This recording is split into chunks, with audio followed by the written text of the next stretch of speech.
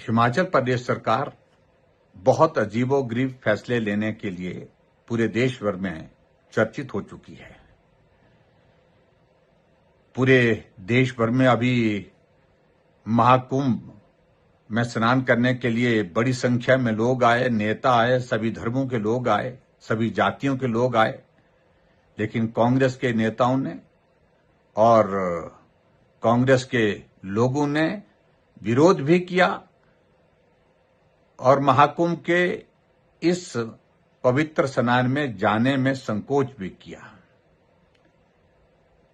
एक तरफ सनातन का विरोध कर रहे हैं और दूसरी तरफ देखिए परिस्थिति ऐसी है कि हिमाचल प्रदेश में सरकार ने हाल ही में एक फैसला लिया है कि सरकार के पास पैसे नहीं है।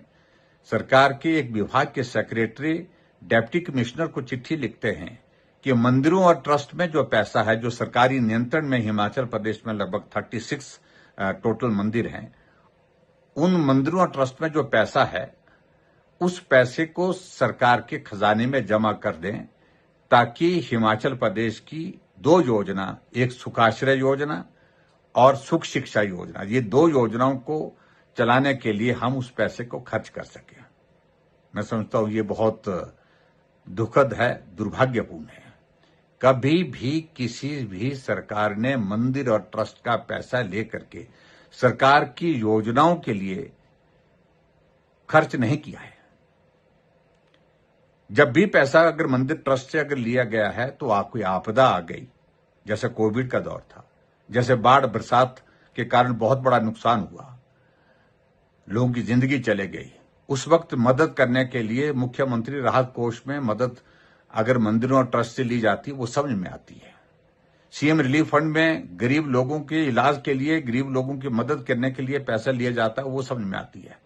लेकिन सरकार की बजटेड योजनाओं को चलाने के लिए मंदिर ट्रस्ट से पैसा लेने के लिए आदेश ही नहीं करना, आदेश के अलावा बार बार फॉलोअप किया जा रहा है कि जल्दी पैसा भेजो, जितना भी पैसा है भेजो।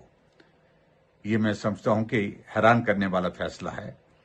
एक तरफ सनातन का विरोध, एक तरफ सनातन को गालियां और एक तरफ सनातन में जो आस्था रखते हैं, श्रद्धा रखते हैं, उनके खिलाफ टिप्पणियां करना कांग्रेस के नेताओं का, और उधर मंदिर से लेकर के सरकार खर्चा चलाने के लिए पैसा मांग रही है। दुर्भाग्यपूर्ण है और मुझे लगता है कि इस फैसले का विरोध होना चाहिए और हम तो विरोध करेंगे ही करेंगे। मुझे लगता है कि मंदिर और ट्रस्ट में जो लोग हैं, जो कमेटियां हैं, उनको भी विरोध करना चाहिए और सभी जनता को विरोध करना चाहिए। विचित्र परिस्थिति है हिमाचल प्रदेश सरकार की। कर्मचारियों को सैलरी देने के लिए पैसे नहीं, पेंशन को पैसे देने के लिए पेंशन देने के लिए पैसे नहीं रह गए, लेकिन उसके बावजूद गारंटियां 10 दे रखी है और ऊपर से झूठ बोलते हैं कि गारंटियां जो दी हमने पूरी कर दी है। और भारतीय जनता पार्टी की सरकार के दौरान चलाई हुई तमाम योजनाओं को बंद कर दिया। 1865 इंस्टीट्यूशन चले हुए, खुले हुए संस्थान कई सालों से चले हुए, उनको बंद कर दिया। सहारा योजना बंद कर दी और सहारा योजना बंद करने के साथ साथ में हिम केयर, जो गरीब लोगों के इलाज के लिए एक व्यवस्था की थी हमारी सरकार ने, उसको बंद कर दिया। शगुन योजना को बंद कर दिया और इधर मंदिरों को गालियां देने, और गालियां देने के लिए उनके पास वक्त है। मुख्यमंत्री जी का पहला बयान हिमाचल प्रदेश में सरकार बनने के बाद था कि जिस हिमाचल प्रदेश में 97% हिंदू हैं, वहां मैं हिंदूवादी पार्टी को हरा करके आया।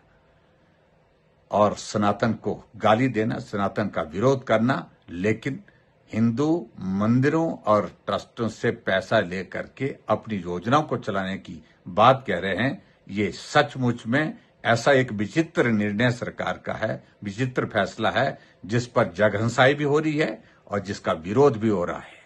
मैं ये कहूंगा कि इस फैसले का हम डट करके विरोध करेंगे। विधानसभा का बजट सत्र अभी आने वाला है 10 तारीख से। हम डट करके विधानसभा के अंदर, विधानसभा के बाहर इस बात का विरोध करेंगे।